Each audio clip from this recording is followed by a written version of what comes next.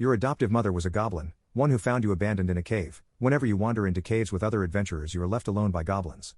It wasn't until recently that you found out why. As I came back from scouting ahead, I was met with a gruesome sight. The first thing I noticed was Pietus Bold, our zealous young paladin, holding a goblin by the throat, shouting at it in the human tongue. No, that's wrong. The first thing I noticed was the blood. I saw it flowing down the tunnel, even before I could see the light of the campfire. Then I ran to see Bold. After that shock, the rest of the scene settled into place. Crom looked dead, but Odisira was already working on reviving him. I could see his soul being retethered. Weaver was going over the other corpses, 3 goblins and a starved wolf, probably looking for loot he could hide for himself. Never did trust that sorceress little gnome. My eyes came back around to Bold and his captive, the latter locking eyes with me. His look was worry, no, a warning, and gave 3 small clicks. Bold turned, drawing his sword, but he relaxed as soon as he saw me. Needle. Perfect timing, lad. I hated when he called me lad. I was old enough to be his father. You speak goblin, yes? TCH, what happened here? The click to let the captive know I caught his message. The Greens charged in, swinging weapons. Thankfully, we were switching watch shifts, so everyone was awake. Weapons? The only weapons are ours. There's one small knife, meant for work, cutting rope and cloth. Well, he had a knife, Bold says, giving the poor man a shake. But they all have claws. And the little ones bite. A glimmer of rage ran over both the captives and my eyes, but we hid it quickly. Though I failed to keep it out of my voice. The children? Bold missed it, but Weaver and Oda both looked up. The paladin answered, yeah. We figured there's a tribe nearby, want to make sure we won't get jumped again. But stubborn here won't answer me. Gri igu dku te. Don't trust these madmen, he says in our native tongue. I don't, but this one trusts me, I answer as I gesture calmly at Bold. Don't run when he puts you down. He nods, clearly confused. You can put him down. Bold looks unsure, but I give him a smile and add, I can catch him if he runs. As he does, Oda calls, I could use some help here, anyway. We gotta do some quick patching or he'll die again. I sit down on a log and wave my new friend over. Back to our native tongue, I introduce myself. Sorry about this. I'm Needle of Moonlight. Nail of Lime Cave. They just. It's okay, take your time. Why were you out here? My brother and his. We wanted to see the comet. We thought. He was struggling to breathe, and I realized where his eyes had gone. I leaned to block his view of his family. Why did you approach these people? There was an argument. We didn't understand the words. We were going to run, but I saw the goblin pack. I resisted the urge to look at my pack. I didn't want to lose eye contact. I told them to stay back. I was just gonna look, make sure it was okay, no one was hurt, but the small one magged me. He paused, looking at his hands. Hands I only now realized were bloody. Human blood. Magged you how? He looked up as if he'd forgotten I was there. The dead one. He was fighting with the big one. Shoving, shouting. Then I was a puppet. I took my knife and. Would you like some water? I interrupted before he could get lost again. I headed to our bag pile, grabbing my canteen, and a small vial. Thankfully, Weaver's flask was just tucked in an outer pouch of his bag. As I came back, he started in without taking a drink. They pulled me off before he was dead. The big one had me pinned. That's when. He tilted his forehead to his family. That's how the dead one went down. I was knocked out as they rushed in.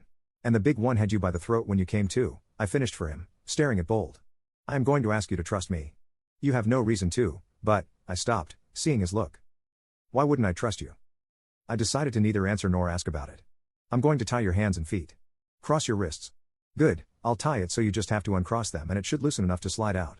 Right hand will be easier. Feet, you just tug the tail between them and it goes. I hope we won't need it. Can we do anything for the kids, at least? I whispered to Oda as I sat down. She shook her head. Their souls are too far by now. Crom was struggling for a long time. I'm sorry. He'll see them someday. Probably soon, the way things have gone. I usually smile when whispering sweet nothings in a girl's ear. Bold let out with a big laugh. Why so glum, lad? We're okay, and if he lied and there is a tribe, we have a hostage. I used the truth serum, remember? I chuckled and raised my canteen. But either way, to living another day. We all took a drink, and then I dropped my smile.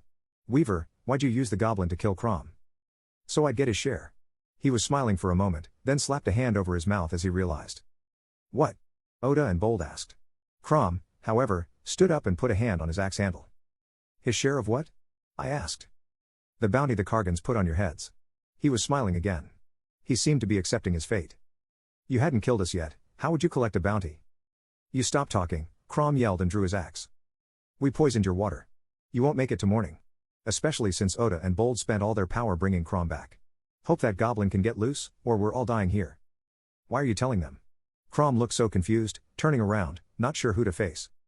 Truth serum, Oda said. Then to me, you didn't use it on the goblin? I gave a smirk to Crom. You want to know the best part? We all turned back to Weaver. I didn't drink the serum either. Sorry, what? Bold asked. For once, I was as confused as him. I am an elephant. We are in a city. And I occasionally sleep with the moon goddesses. See, I can lie. I just decided not to. Hey, Crom, who here has attacked a gnomish village? Me. This was nice. Now I know I wasn't wrong. I suspect the rest of you can handle him, so I'll consider my revenge complete. Crom's axe slammed down on empty air where the gnome had been.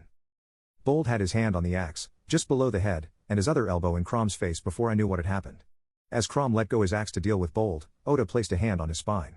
Suddenly, his wounds were reopened, and he dropped to the ground. What was that? Bold asked what I was thinking. Can you not withdraw your magic? Ha, she said with a smirk. Should be enough to clear out the poison. Good, because I'm going to want some revenge on that gnome.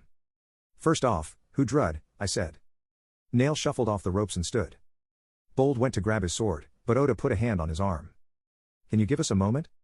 Oda nodded and pulled Bold away, looking like the confused child he was. Let's get to healing that poison. As they got out of earshot, I finally asked. Why did you trust me? Why did you warn me to run? Because you're a goblin. But I'm not. I'm an elf. He chuckled. Yes, but you're a goblin, too. Raised by goblins, yes? Yes. How could you tell? The way you stand, how you move, just your whole presence. You are a goblin. Huh. Well, thank you. And sorry. I asked our cleric, but she said your family had already moved on. If it's any consolation, we will catch the gnome. You're welcome to join. No, I'm no adventurer. We have other family who need me. Thank you for hunting him. Stay safe out there, brother. And you. See you in the Black Valley, brother. In the Black Valley. He walked off into the surrounding woods, stopping only to grab the small litter we'd loaded his family on. I stood, just watching the stars overhead until I felt Oda's hand on my arm, and the warmth of magical healing. After Anna for a moment, Bold gave a cough for attention. We gonna go kill Weaver? I chuckled. In the morning, lad. Let's get some sleep first.